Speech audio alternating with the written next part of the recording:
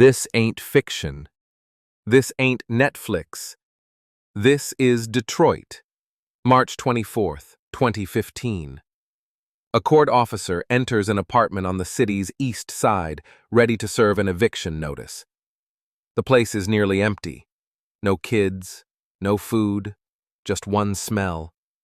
Then she opens the freezer. Inside, the frozen bodies of 2 children, stuffed in trash bags, frozen for years. Police arrive. The mother, Mitchelle Blair, is arrested. But instead of denying it, she confesses, openly. "I meant to do it," she says in court. "I don't feel no remorse. I would do it again." The courtroom falls silent. The city, already numb from trauma, barely flinches. But this story, it's more than murder. It's silence, poverty, and a system that never showed up in time. Before the freezer, there were warnings. Mitchelle Blair, a single mother of 4, she lived in poverty, surviving off food stamps, raising her kids in public housing.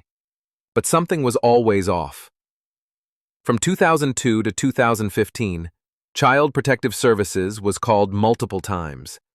Reports of abuse, bruises, screams, kids missing from school. But every case, marked closed. No follow-up, no knock on the door. The system never saw the danger, or didn't want to. Neighbors say they stopped seeing 2 of the children years ago, but no one called again. Some thought she moved them. Others were too scared to ask. Inside the apartment, the surviving children walked past that freezer every day. They knew, they saw, they said nothing. What happens when children learn to survive by staying silent? What happens when nobody listens? She didn't run, didn't hide. She told the judge everything, said her 2 kids had hurt the youngest, her baby. She said she snapped, and she meant it. She wasn't crying, she wasn't ashamed. She looked the judge in the eye and said, "I would do it again." This is where the story split the city. Some called her evil, others called her broken. Some whispered, "She did what the system failed to do." Psych evaluations said she was sane, but everyone who heard her speak said something different. She was already dead inside. Her surviving kids were placed in foster care. One still wakes up screaming, afraid of the freezer, afraid of silence, afraid of what no one stopped. So was this justice, or just hurt, passed down one generation too late? Balloons fly at the home of a mother and her 4 children. A banner on the door serving as a place for neighbors to leave their sympathies. But beyond the door, a horror nobody can imagine. 2 children found dead in a freezer. Residents of the Martin Luther King Apartments off St. Aubin tell Action News the frozen boy, age 11, named Stephen, and his sister, Stoney, age 14, were found after a bailiff served an eviction notice at apartment 804. It's been a while since you've seen him? Yeah. Did that raise any concern with you? No, since she kept him in the house all the time, we just thought like, oh, they're just in the house chilling together. That's where they be, or they just at the store or at their aunties or grandma's. Yeah. At their auntie's house is what police sources say the mother may have used as an excuse as to where the dead children were when neighborhood kids asked to play. Sources also telling Action News the mother, identified as Michelle Angela Blair, called Angel by her friends, has confessed to killing her children and then placing them in her freezer. The boy in May 2012 and the girl 9 months later. The motive? The sources say the 2 children were sexually abusing the youngest boy of the 4. A woman we talked to today knew of the family abuse. I'm like, "Angel, why wouldn't you just give the kids to me?" She like, "Tori," I'm like, "Why you just didn't give them to me? We could have figured out something." She like, "They was raping my son. They was raping my son." But there's more shocking details to this story. Detroit didn't explode with protest. No press conference, no mayoral speech, just silence. The headlines moved on. The freezer was emptied. The apartment was cleaned. But in the streets, in barbershops and liquor stores, the name Mitchelle Blair meant something else.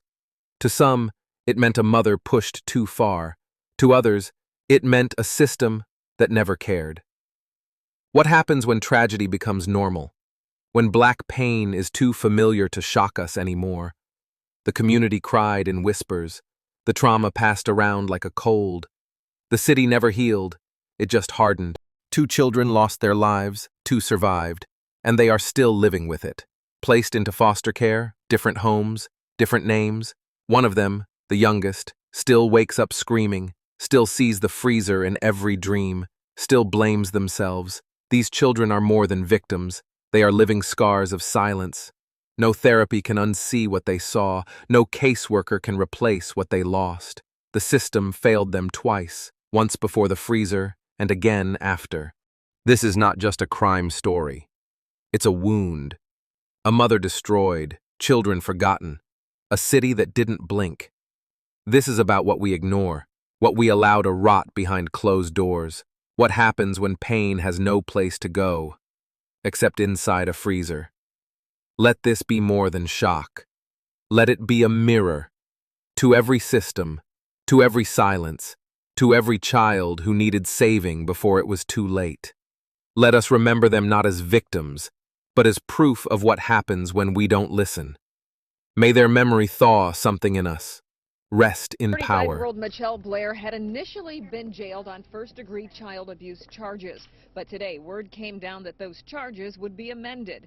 The amended charges are as follows: 2 counts of felony murder, 2 counts of premeditated murder, 1 count of torture, 4 counts of child abuse first degree, and 1 count of committing child abuse in the presence of another child. The first 2 charges carry a mandatory life sentence without parole. Yesterday was the first time we got a look inside the apartment where the bodies of 2 of Blair's children were found stuffed inside a deep freezer.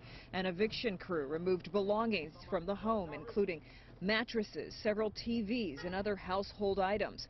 The walls filled with symbols of innocence, decorated with children's artwork right above the spot where the deep freezer once stood.